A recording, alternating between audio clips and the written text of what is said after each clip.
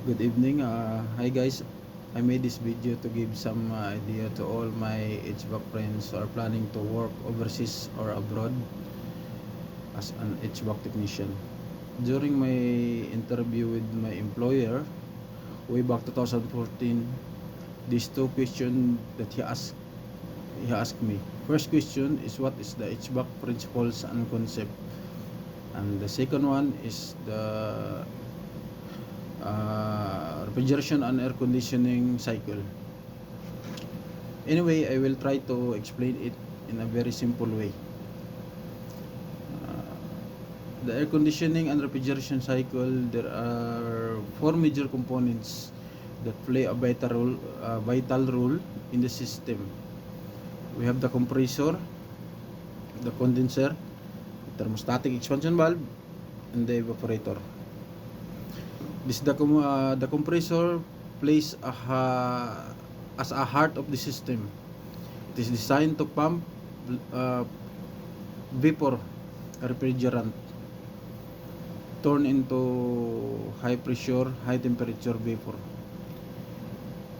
After it will come out from this refrigerant will come out from the compressor, it will enter in the oil separator. This oil separator function as uh, we will separate the oil and pump it going back to the compressor for proper lubrication. After the refrigerant flow will going to the condenser. It will enter the condenser. It will extract heat. It will discharge heat to reject heat. And in the middle of this condenser, in this portion right here, is a saturation place where the vapor refrigerant turn into liquid. That is what we call the saturation in this portion right here. We're called subcooling, or a high pressure medium temperature liquid refrigerant. And this point it continue to flow enter to another tank, this one here right here, called the liquid receiver. The function of this liquid receiver is to ensure that the refrigerant is 100% liquid entering to the thermostatic expansion valve. The refrigerant will continue to travel going to filter dryer. The function also the filter dryer right here is to absorb system contaminants such as water, moisture, which can create acids that leads our compressor failure in the end. The refrigerant will continue to flow. It will pass by in the solenoid valve right here. This solenoid valve, the function of this one also, it plays an important role by controlling the flow of refrigerant on and off, most especially in the pump down sequence. Designed to avoid the liquid refrigerant to migrate to the evaporator during off position. And now the refrigerant pass by into the sight glass. The main function of the sight glass is to observe the liquid level of the refrigerant, and to detect if there is some presence moisture in the system. At this point, the medium temperature liquid refrigerant will enter to the expansion valve. This is our thermostatic expansion valve right here. The liquid refrigerant is the thermostatic expansion valve.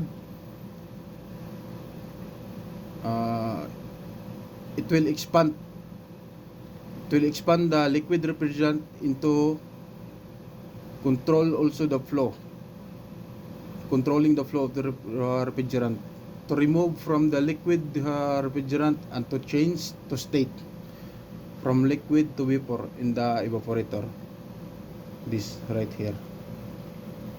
In the evaporator, the sensing valve and the XB power head right here is to control the amount of the refrigerant released to the evaporator. This sensing valve also right here, the stop up in the suction line, is the responsible of controlling the superheat. Now the refrigerant enter to the evaporator right here. The function of the evaporator is same as a heat exchanger, where the refrigerant circulating inside the system also to absorb thermal energy from environment in the room. This portion right here, where the liquid refrigerant boil in the middle of this one and absorbing heat from the room. This area right here, that we call saturation. It will happen here.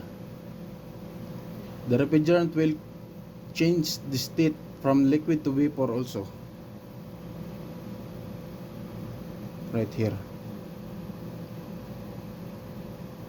This area right here, superheated, this superheated area, low temperature, low pressure vapor refrigerant will enter the last tank called the suction accumulator.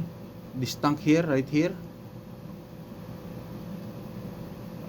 cold suction accumulator. This will ensure that 100% pure vapor refrigerant will enter the compressor, because our compressor is designed to pump vapor and not liquid, and the refrigeration cycle will continue. In this area, this the low pressure liquid, low pressure vapor. In this area, high pressure vapor, high pressure liquid.